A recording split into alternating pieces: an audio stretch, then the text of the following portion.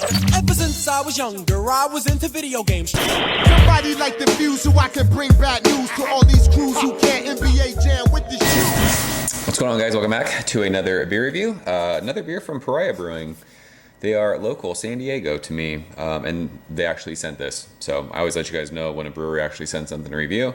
Just so you guys know, this came from them. Brian is amazing. He's been super generous with me and a couple of us here on YouTube that do beer reviews, so I appreciate it. Thank you, sir. This is a West Coast style beer, and it's called Back to the Filter. And I am absolutely excited to drink this because, per the can, they brewed this with, let's see here, they brewed it with Pat McElhaney. Is one of the guys that they brewed it with, and Pat McElhaney is the one who started Alpine. If you guys are West Coast IPA fans and are around the Southern California area, Alpine was, I mean, up until the whole Green Flash thing, I mean, they were the best. They were making the best IPAs for my money. Alpine was like legendary, 8 years ago when I moved back down to San Diego. Alpine was all I ever was seeking out, all I ever cared to drink. It was, Alpine beer was amazing. So there was a couple other, I think there was someone else who they collabed with. Brian Beagle, I think this can says. I'm not sure who that is, but yeah. 7.7% alcohol by volume. It is a West Coast style IPA, and it says they use Simcoe, Enigma, Laurel, Centennial for the hops, and then the Malter Pilsner and Gold Pils Vienna.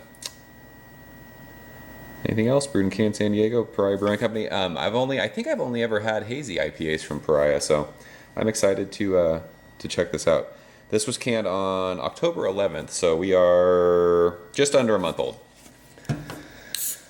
You guys know I'm a West Coast IPA guy at heart, so I'm very much looking forward to this, especially if it's a collab with Alpine, OG Alpine. We're going to use our Russian River glassware. I don't have Pariah glassware, so we're going to use Russian River. I figure that's appropriate because Russian River is another one of the OGs when it comes to the West Coast IPA game. And look at this.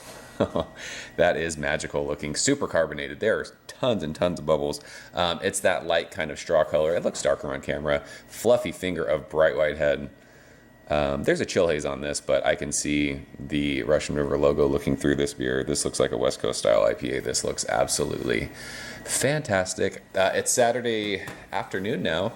LSU and Alabama's getting ready to start, so we're going to review some beers and watch some frickin' hopefully amazing college football. So let's shove our nose in this one. Yeah, the aroma of this just tugs at my heartstrings. It is dank, it's floral, it's piney. It's got like this cool like lemon thing.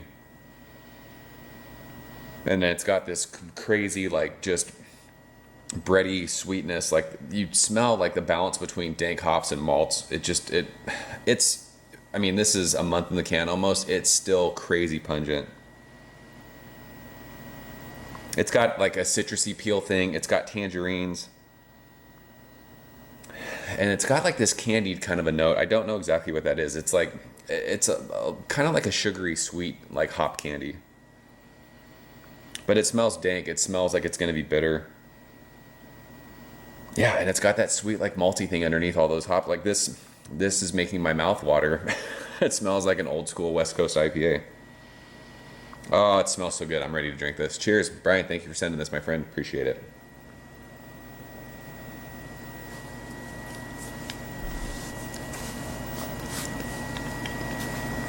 Yeah. This this just does it for me. Oh, there's so much, like, there's a good amount of dank, like just dank, sticky hops, hop resin. That kind of lemony thing that I smelled, that's kind of on the back of your tongue too. It's got a cool like tropical fruit thing going in the front though. Tangerine, maybe like, I mean, it's, when I say tropical fruit these days when I'm talking IPAs, like a lot of people think, New England style IPA. It's not like that kind of juicy, fruity thing. But there's a cool like fruity, it's like a tangerine, maybe a little bit of like peachy thing. But middle of your tongue all the way to the finish, it aggressively digs into your tongue. It's like chewing on hop pellets. Just awesome like bitterness. that rides like from the middle of your tongue all the way to the finish of that. Finish is super, it's really, really dry. And at almost 8%, that makes it kind of scary because you want to keep sipping on it just because it's just like digging at your tongue. Doesn't feel like a heavy beer, but it's got a nice medium mouthfeel to it. That carbonation, like there's so many bubbles in the glass, it just kind of cruises over your palate. It's awesome. This is an ode to West Coast beer. There's even like this grapefruity kind of pithy thing. It's kind of like that lemon lime kind of, like if you were to zest a lemon or a lime and just have that bitterness on your tongue. That's what that is. Very bright. There's even a floral thing as I'm talking and the beer's kind of warming up a little bit. I mean, this is West Coast through and through. I love this. This tastes like beer. This tastes like West Coast goodness. So, I mean, they nailed it with this. Anytime you can get a beer, I mean, when you're collabing with Pat at Alpine, like those dudes, if you guys, I mean, back in, 2011-ish, 2012, like when you had to go to Alpine and you can only get 3 bottles of like Nelson or 3 bottles of pure hoppiness per person, back when exponential hoppiness was like a brown paper ticket release, like that was, what a time to be alive back then. That was like, I don't know.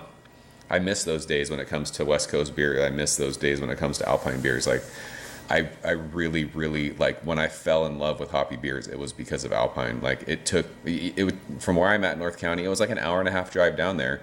And you knew it was going to be gnarly because you couldn't drink a whole lot because of that drive back was so long, but you wanted to just drink everything. When I first had like Bad Boy on tap there, and it's just, I don't know, I miss Alpine and I miss that time. So this was really, really fun to drink. I love this beer. I love this beer. I know a lot of people these days aren't into the West Coast style. I don't understand it. If you're not into the West Coast style, we can talk about it. Why not? Like, what is it? Is it that you don't like how beer tastes? Is it just too harsh, too bitter, too, people will say it's too malty? I don't know. This is beer, though. This is the beer that I fell in love with. So, Brian, I appreciate you sending this. Keep brewing this stuff. Have this all the time in cans like this. People in San Diego deserve beer like this. This is fucking awesome. So that was Back to the Filter from Pariah. I'm sure other guys on YouTube got this and they will be reviewing it. It'll be fun to see what they think. I'm sure they will not like this anywhere near as much as I do. But I don't think they're as big a fan as crazy West Coast IPAs as I am. So I don't know. We'll see. I'm out here, guys. I'm so sad there's only this much left. Actually, we got a little bit left in the can. So, as always, thanks for watching. I'll see you guys very soon. Cheers. Thank you for coming behind the bar, in the arcade, all that shit. Ever since I was younger, I was into video games. Somebody like the view so I can bring bad news to all these crews who can't NBA jam with the shoe.